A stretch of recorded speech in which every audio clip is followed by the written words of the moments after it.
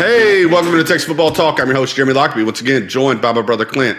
In this episode, turn the page to fall preview, defensive line. How you doing, brother? Hey, pretty good, man. It's nice to get away from recruiting and recruiting talk for a little bit as we move. I think we're close to about 26, 27 days until the actual football season starts. So obviously we'll go through, positions as it pertains to the fall, but really, really excited because I think fall ball starts here in the next week or so. So like you said, we're going to go ahead and start with the defensive line. Obviously, there's a new defensive coordinator in Pete Kwiatkowski that's there on the 40 acres. And I think you'll see from a scheme standpoint, it could be 3, 4, 5 down linemen. And then you also have a defensive line coach, new defensive line coach in Bo Davis, who's, just came from the Detroit Lions, who's been, at the University of Texas before and coached at places like Alabama. Your thoughts on this new defensive staff as it pertains to the linemen? No, you hit the nail on the head. Got a new defensive coordinator, Pete Kwiatkowski, new defensive new defensive line coach, Bo Davis, this year. Again, he's been at the University of Texas before, a very experienced defensive line coach. What you talked about Pete Kwiatkowski was his versatility. So, yeah, we may see 3-man fronts, 4-man fronts, 5 dudes with their hands on the ground, depending on down and distance. But, yeah, so they're coming in to change this group and this philosophy. Got some high performers here that we're going to talk about a little bit later. But, yeah, that's my thoughts on the new coaches. Yeah, some of the guys we obviously key departures, from last year's group is obviously going to be Taquan Graham, went on to the NFL, and then Marcus Bimage decided to transfer as soon as this new coaching staff arrived. But then you got guys that showed up, each and every play, each game last year, and some returnees that we currently have. According to Pro Football Focus, you have Devon Dre Sweat that scored out of the 79.1, Keandre Coburn that scored out of 75.8, and then Jacoby Jones that showed out at 72.8. Your thoughts, man, on those 3 guys that are coming back? So 2 of those guys play the same position, nose tackle. So their thoughts are, my initial thoughts would be, what does Devon Dre Sweat? What could Devon Dre Sweat do as your 3 technique? And solidify that line again when you talk about Coburn, Sweat, and Jacoby Jones. But we know the spring performance of Mauro Jomo, so he's a possibility of 3 technique. Probably the most athletic defensive lineman you have on the team plays 3 technique, and Alfred Collins. So just in order to put your best 3, 4, 5, whatever the front is on the football field, you may see guys move around. And again, that's why we're talking about Coach Kwiatkowski's versatility in his scheme and moving guys around and guys accountable for each position. Yeah, like you said, I think, obviously if we go back and look at our 2 deep that we've done, we currently right now as it sits, and as it gets closer into fall camp and as we, kind of go through fall camp, this may change or you may see some differences. But currently we have, Jacoby Jones starting at that defensive end position, Keandre Coburn at that nose tackle position, and then Mauro Jomo at that defensive tackle position. To me, he's my breakout player for this year on the defensive side of the ball. I think you're going to see a lot from Mauro Jomo. I think you've seen something from that spring game. I think he had 7 tackles, 3 sacks, and quite a few tackles for loss in that spring game. But like you said, to have, be run stoppers, that's kind of what we were last year. And I think you had told, Chris Ash and that defensive staff to put Devon Dre Sweat and Keandre Coburn on the field together, but you never seen it.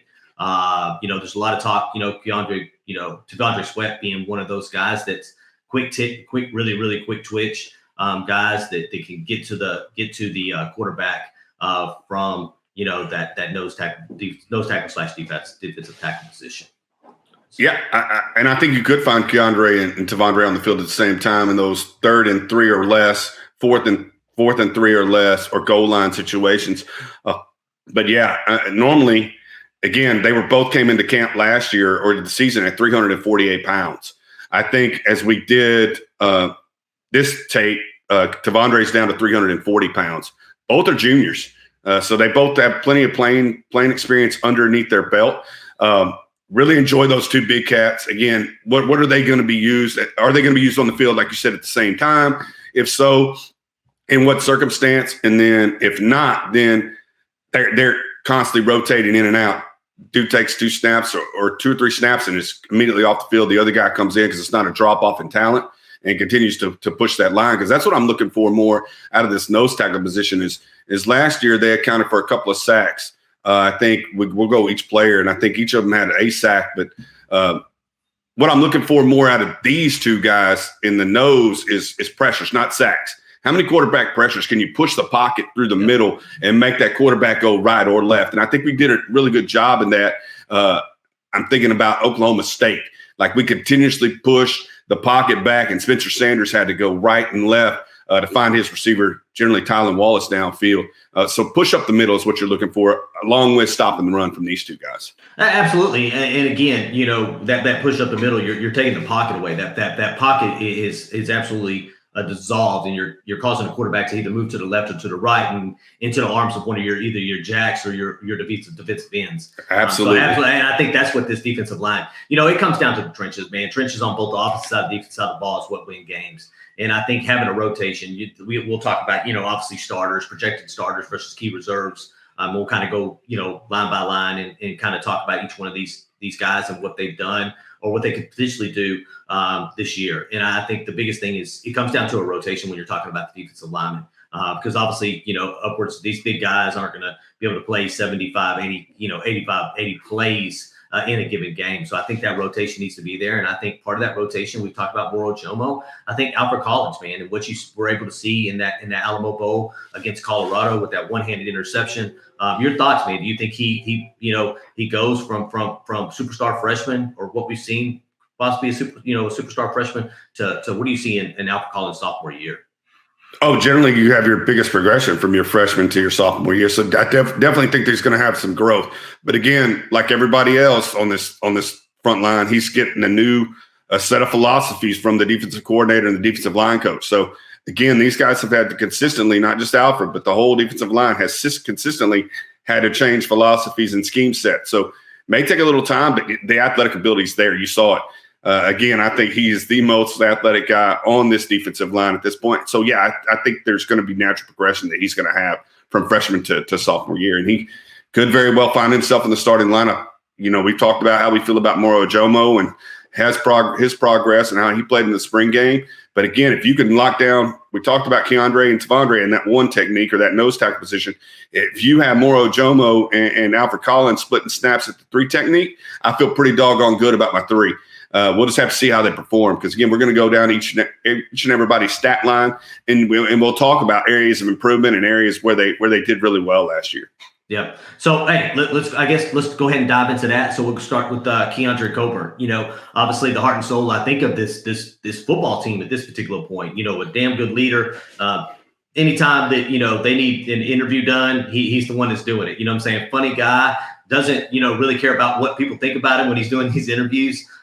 He loves to put a smile on your face. But big 99, 6 foot, 340 pounds. I think is currently what he's sitting at right now. Was a 4-star out of Houston, Texas. Played in that 2018 Under Armour All-American game with the likes of B.J. Foster and DeMarvion Overshone, a third-year defensive lineman who has played in 26 games and started 22 times, logged 25 tackles, 13 solo. 4.5 tackles for loss, 1 sack, and 2 pass breakups. I think this is the year that you're going to see Keandre Coburn put himself in a situation where he goes on a trajectory where he gets picked up just based on quick twitch, what he's able to do from the defensive line standpoint, putting pressure from the nose tackle position. I think you're going to see a big push in the draft for Keandre Coburn after this year. Yeah, just keep in mind when we go through these stats that these aren't career stats. These are just last season stats. So those 25 tackles were all from that abbreviated 10-game schedule that we had last year because of COVID. So, again, he averages almost 3 tackles per game. Looking for more pressures. Again, not necessarily sacks from him, but pressures and pushing the pocket. So the next guy we're going to talk about is Devon Dre Sweat. Again, number 93. Where's 93? 6'4", 340 pounds. Also a junior. 3-star recruit out of Huntsville, Texas. Second-year defensive lineman, played in 23 games. So since he's been on the campus, he's played in just about every game the University of Texas has had. Recorded 22 tackles, 4 tackles for loss, a sack, a forced fumble, and a fumble recovery. So Again, he's got stats, but just looking for him to push that pocket. Again, when he came out of Huntsville, he wasn't highly recruited, but as soon as he stepped on campus, they talked about him in the same way they talked about Alfred Collins, probably the most talented athletic ability on the defensive line. So you've seen not how Alfred Collins, but how Devon Dre Sweat's worked against Isaiah Hookfin, how he's worked against Junior Angulau, how he's worked against Denzel Okafor, and in the spring game. Let's see how he translates that to this 21 fall season. Yeah, they've taken Devon Dre Sweat is pretty much an athlete coming out of high school. He wasn't a defensive line guy, put a whole bunch of weight on him like they've done with, like Henry Melton and other guys they've done at the University of Texas to make these guys formidable freaking defensive linemen. And to me, he was going to be my breakout player last year. Between him and Marquez Bimage those were my two breakout players on the defense side of the ball.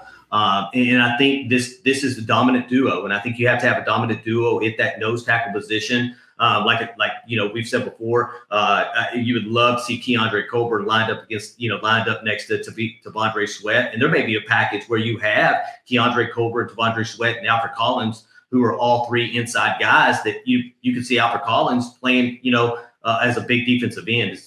It's when it comes to length and his athletic ability. So definitely excited about Devon Dre Sweat. You got one more thought, Jeremy?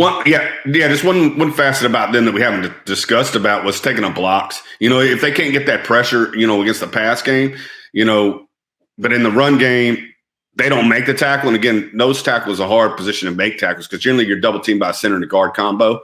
But that guard is trying to work back to the linebacker most times, or the center is trying to work back to the linebacker. If they could continue to eat up those two blocks and allow guys like David Benda, Jalen Ford to not get touched, you're going to have, tackles made closer to the line of scrimmage versus busting big runs, because that's their number one job, is keep those guys off of the second level when you're talking about linebackers. Yeah, onto my favorite guy this year, Mauro Jomo, and I've talked about it ad nauseum. You're talking about 6'3", 281 pounds, junior, 19-year-old junior, not even turning 20. I think 20 before the football season starts, and he's already a junior at the University of Texas, 3-star out of Katy, Texas. Third-year defensive lineman who played 26 career games and made 13 starts, registered 21 tackles, 2.5 tackles for loss, 2 sacks, 3 quarterback hurries. Hopes to become a successful corporate lawyer after football. I think that's big time, man. Again, he came to the University of Texas as a 17-year-old freshman, and I think he's just going to come into his own. If you see, the age of a junior in college that's playing ball right now, you're averaging somewhere between probably around about 21 years old.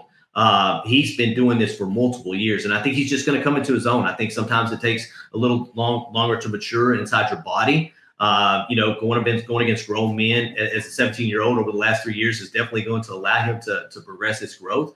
But if you look at his stats are all like, it comes down to putting pressure on the quarterback or tackles for loss. So he's always in the backfield. And I think that's because he's played, if you look at his position over the last couple of years, he's been a defensive end. I think they're going to move him inside this year in Pete Kwiatkowski's defense. But those pressures is what, when you start looking at his sacks and you look at Mauro Jomo, all I see is pressure. And again, 7 tackles in the spring game, 3 sacks, and he was in the backfield all the time. Yeah, I'll hardly agree with you on your assessment of Mauro Jomo, and just can't wait to see him perform this fall. Like you said, he's been in the program, moving him from outside to inside, where Taquan Graham played last year is probably where he'll start. But yeah, definitely agree with your assessment. And that is pretty cool that he's going to be a corporate lawyer after playing football. It's a really smart kid from Katy. So really excited about Mauro Jomo. So let me go to what I feel is the most gifted athletically on the line. That's number 95, 6'5", 302-pound sophomore, 4-star from Bastrop. Played in the All-American Bowl, talking about Alfred Collins. Again, he could have very well been the defensive MVP in the Alamo Bowl as well as he played. Of course, that honor with the DeMarvion Overshone, who played really, really well in that game as well. But excited about him. Played in 10 games, 1 start, recorded 18 tackles, 2 tackles for loss, and 1.5 sacks. And again, that pick from basically on his backside in the Alamo Bowl. Probably the most athletic guy in the group. think he has the greatest potential and also has a first-round comp to Carlos Dunlap of the Cincinnati Bengals. So, again, you solidified that one technique with Keandre and Devon Dre. We feel really, really good about Mauro Jomo and Alfred Collins in the 3 technique.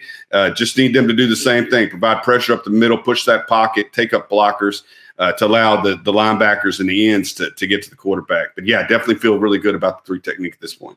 Yeah, if you go back and you look at it, and we, I think you talked about sacks a little bit when it came to each one of these guys. They all had one sack. It sounded like. I think last year, obviously you played a smaller, sample size of football last year with Chris Ash's defense, and you only played so many games. But I think the sack numbers were down from previous years. I think we got to get back to getting pressure on the quarterback, and I think it all starts with these gentlemen we're talking about today in the trenches. And I think what that does is moving forward, I think it helps out that defensive back who's really had a hard time of coming down with those necessary interceptions when it's time to come down with those necessary turnovers. And I think this defensive front, as we look at it today, I think really has an opportunity to raise that bar when it comes to, tackles for loss, but also sacks moving into the 2021 season. So yeah, because you're too deep across the front has playing experience. As we go through these guys and we talk about them, each one of them's played no less than 10 games. Like Alfred Collins and Vernon Broughton are probably the 2 guys that have played the least. And we know what kind of talent they bring to the 40 acres. So, yeah, you're talking about an experienced group. You talked about that freshman to sophomore growth that these guys are probably going to have. Yeah, I'm really excited. I don't think they're going to finish in the back half of the Big 12 this year in defense. I really don't think so.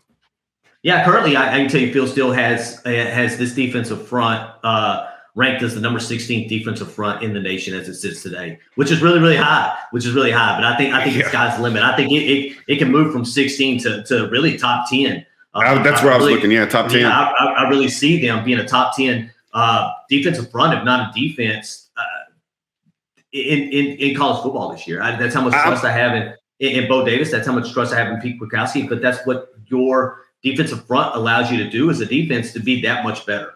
Okay, real quick before we move to the exterior, guys, because we covered the interior. Pro football, or you're talking about Phil Steele. What other units within the Big 12 does he have ahead of us? Is it Oklahoma and that's it?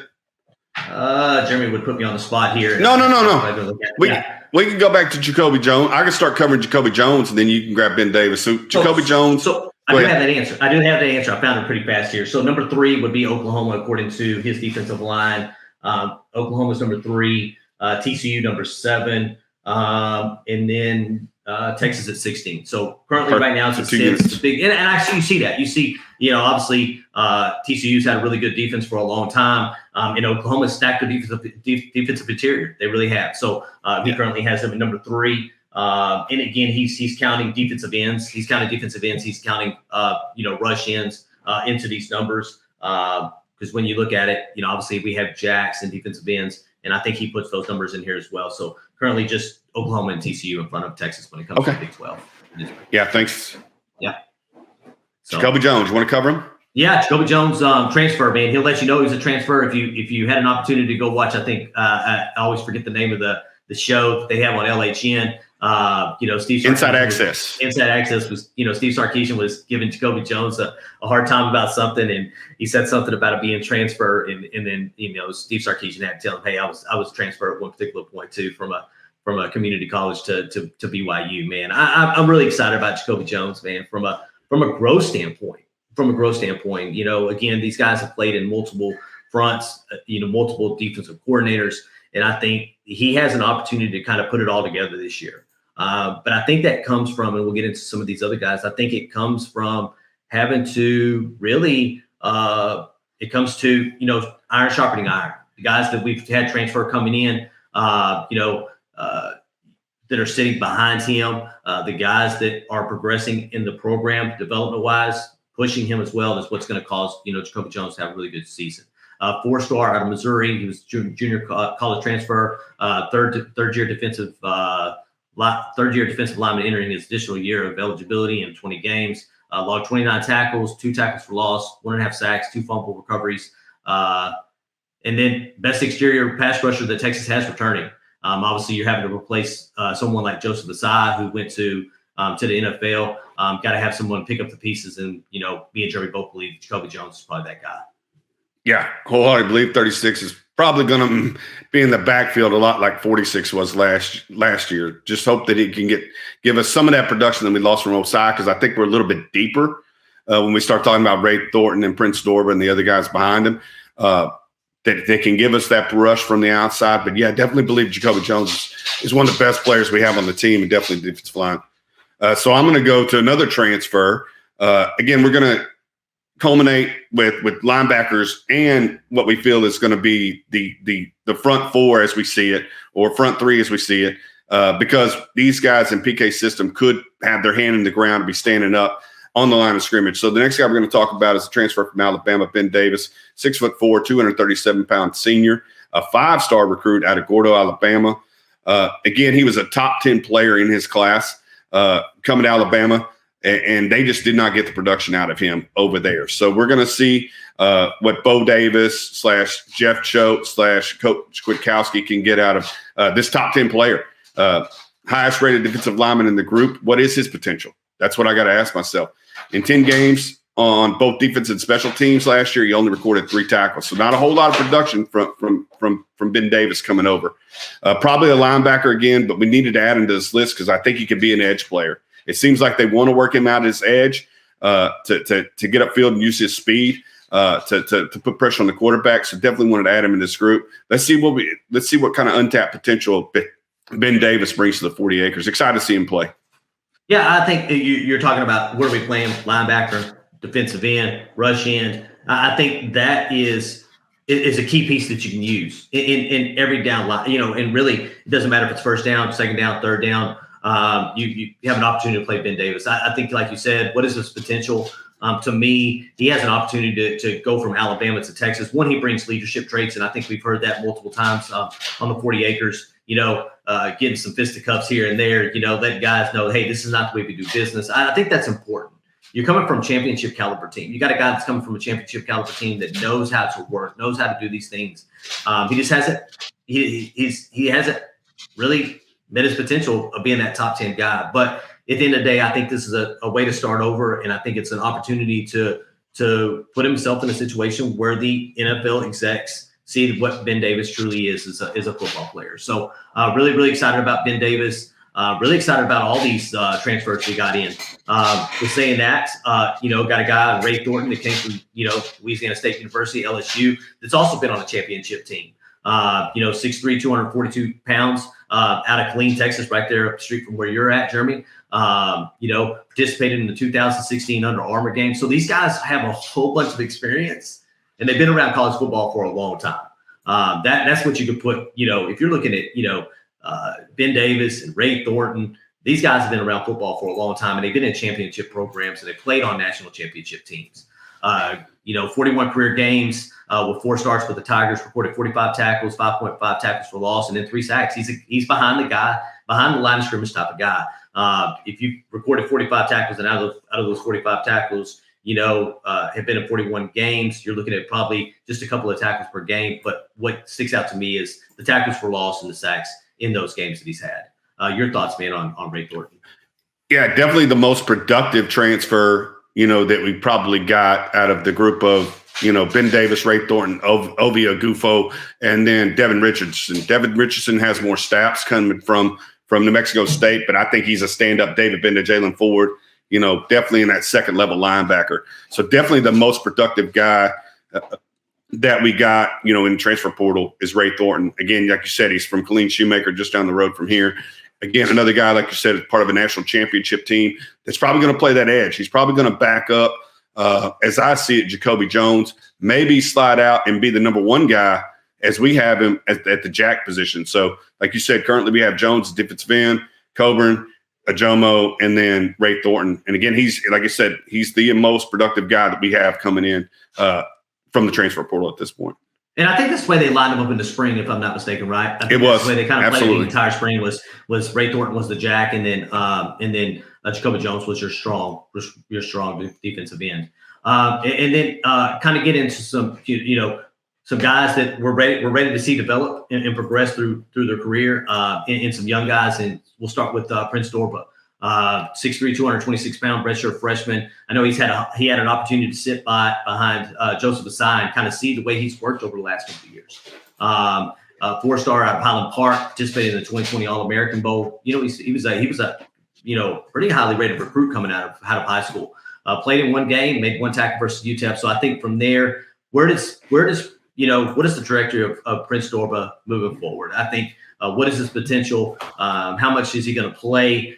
Is he going to fight for a starting spot against some of these guys that are more experienced, that have a lot more time in college football?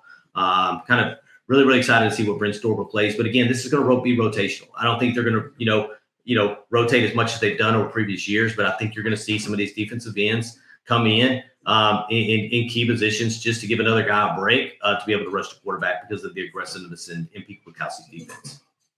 Again, Prince Dorba is a redshirt freshman. There's a reason why. When he came to campus, he was 210 pounds. The first thing they needed to do was put size on this kid. And if you watched him play at Highland Park, you were wondering, is he going to be able to play defensive line because he was so lean? He kind of reminds me of a guy that we may or may not get this weekend in Derek Brown.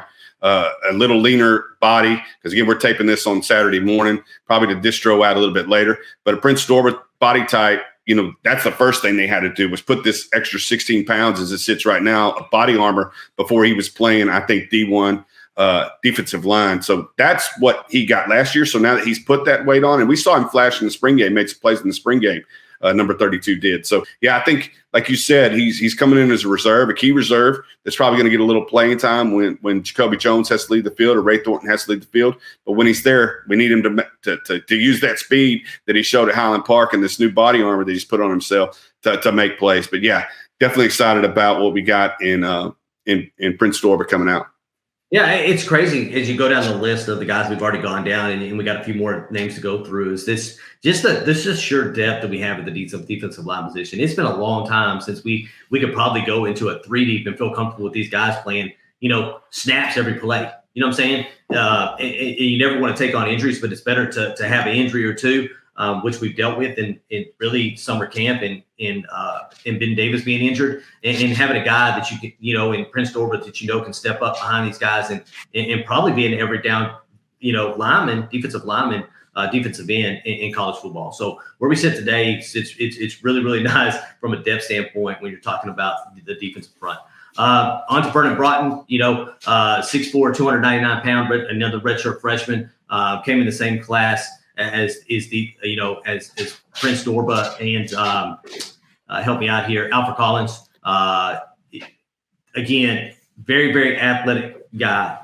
Participated in the 2020 All-American game. He's only logged really 2 tackles and 1 sack, and those came in the Valero Alamo Bowl versus Colorado. But again, it's that progression through the season. It's nice to see culminating in a couple of tackles plus 1 sack. As you move through the bowl game, so that it really gets a guy moving into his sophomore year. Your thoughts on Vernon Broughton? No, just a great like you said, a very athletic guy out of Houston, creates depth. Again, last year was a weird year.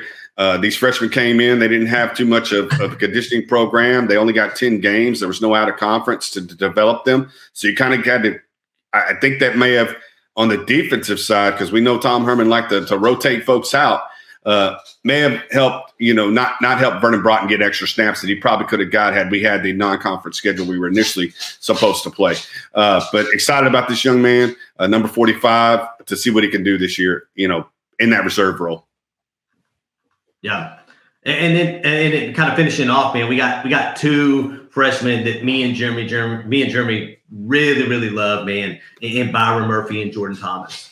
If you've listened to the show for a while, you know that we've had multiple interviews with Jordan Thomas, guy out of Golden Triangle, really, really, really energetic.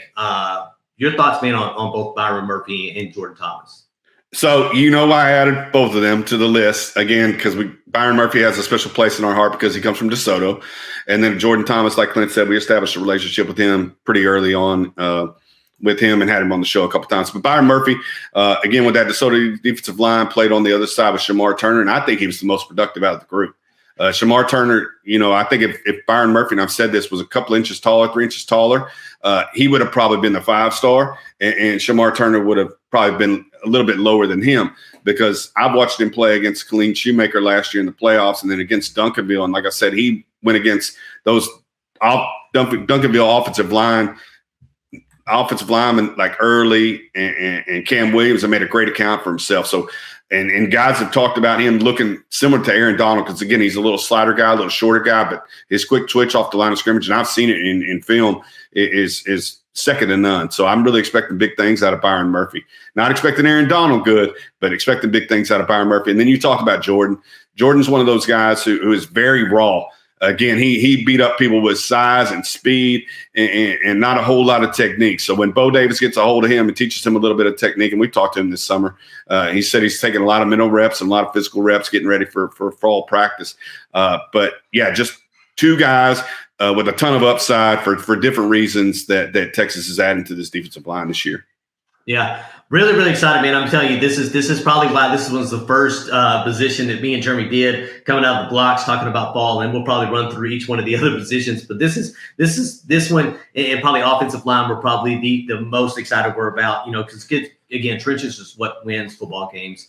I guess to kind of package it all together and kind of do an exit stage left on this show. What are we looking for when going into fall and when fall practice is over and we're ready to play University of Louisiana in that first game on September 4th?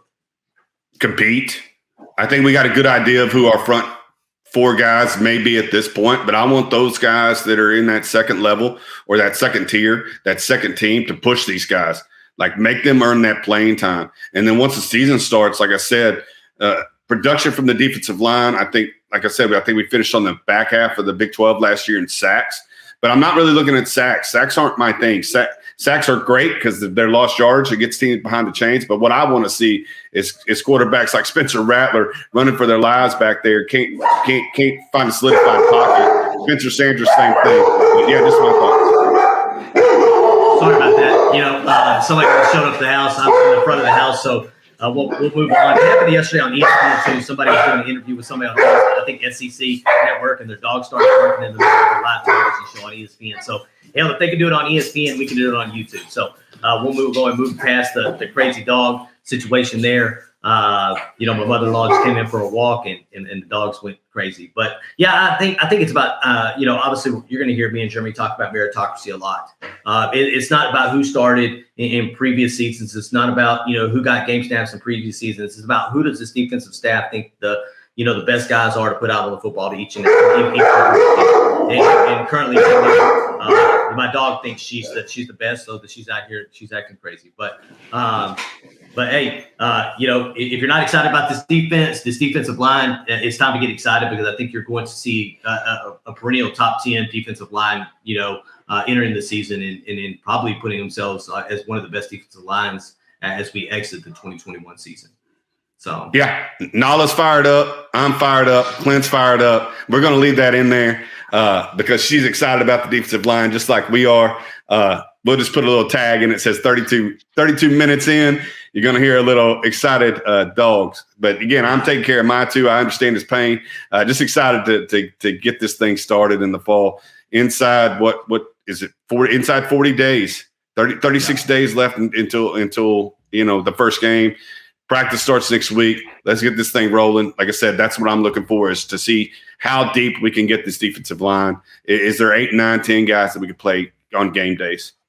Yeah, like Jeremy said, we're gonna keep that in there. I may throw a picture of her if I can figure out how to attach something to the comments box when we do push this out. I may just put a picture in there so you know what the dog looks like that's barking. But hey, hopefully you like this content. Hopefully you like this YouTube video. If you did, please hit that like button. If you have not subscribed, please hit that subscribe button and hit that notification bell. You know what I'm saying? We are going to make a lot of content moving forward, going into fall, moving into really the season. So please hit that notification bell. You can follow us on Twitter at TX Football Talk, on Facebook at Texas Football Talk, and on Instagram at Texas Football Talk. We appreciate you listening as always, and hook 'em. Hook 'em.